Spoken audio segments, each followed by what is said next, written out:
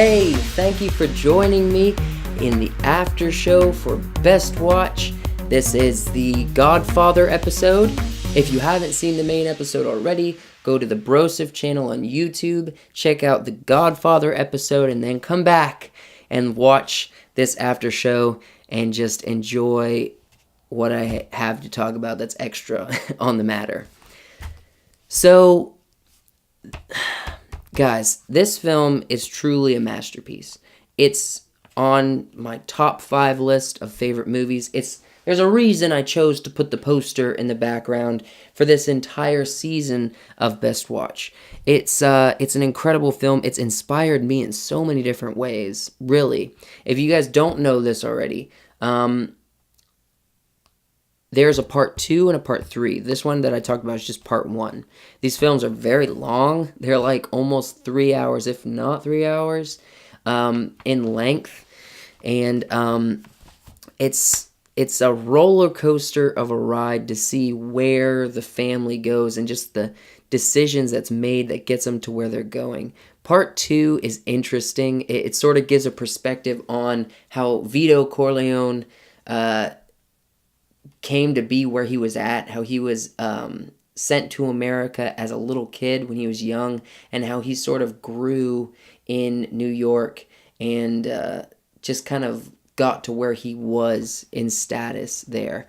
And then also it follows more of Michael's story, he's actually being the Godfather. He's actually leading the family and making decisions. It's a few years after. I think it's like 7 years or so after the end of the first Godfather. And then the third skips forward like probably a couple decades, maybe not quite that much, maybe more like a decade or so.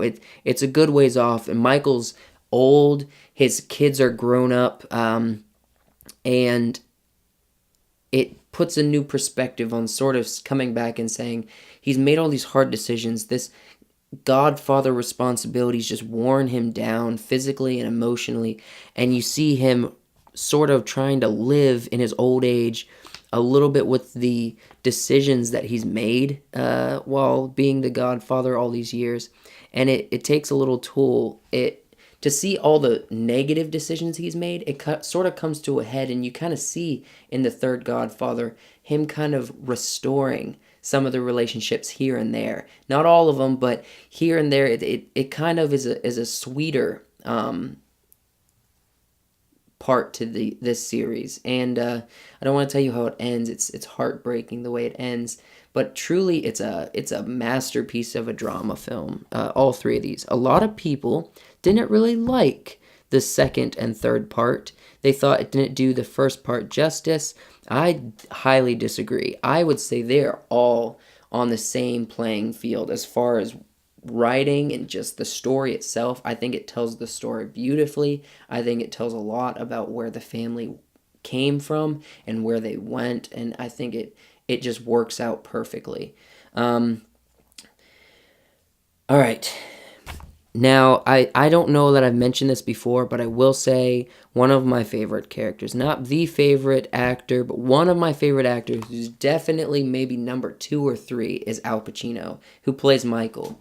Gosh, he is a genius actor. I love all of his work that he does. It's absolutely stunning, the way that Al Pacino acts, how he's so convincing, and most people who's studied Al Pacino, who's seen his films, or you watch interviews of people, that directors and other actors that's worked with him in person, they all agree he's a genius. He's so dedicated to his roles and his characters, and he does them so well, so convincing. It's like the way he acts is not even that there's anything happening around him except for his interaction with the other characters. It's like he can turn a blind eye to the production around him and just focus on the character. Truly, he is a wizard of an actor. And so, without a doubt, my favorite character definitely goes to Al Pacino for this film. And although Marlon was very good in this, and he is kind of the lead of the first one. A little bit of Michael. They're kind of both. Michael's the lead for the part 2 and part 3, but the first one is a little bit of Vito's character a little bit. Who this is Vito Corleone, by the way. So yeah, Al Pacino gets my vote for best character. And now, on a scale of 1 to 50, I am going to give The Godfather, part 1, not part 2 or part 3, just The Godfather, the original. I am going to give it on a scale of 1 to 50, 49. I just think it's about as close to 50 as you can get without it actually being there. I think I want to give it a 50. I would just have to say, because it doesn't hold to me, there's just something inside me that's saying I've seen other movies that I call 50s, and this is definitely close to it. Maybe it's just like, I don't know. There's just something inside me that doesn't want to give it quite a 50, but it's as close as you can get to a 50. But anyways, this film is fantastic. It's incredible. You must watch it if you haven't, and watch it again. I encourage you if you have watched it before. Thank you guys so much for watching this week of Best Watch.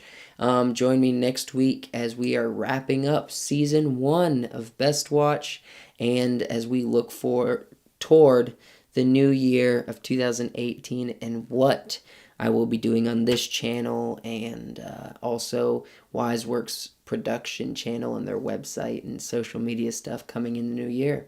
Thank you guys so much for watching this with me. I really appreciate you guys just watching my videos and encouraging me and just joining me each week. Thank you from the bottom of my heart, and I hope you have a wonderful, wonderful week, and I will see you next week.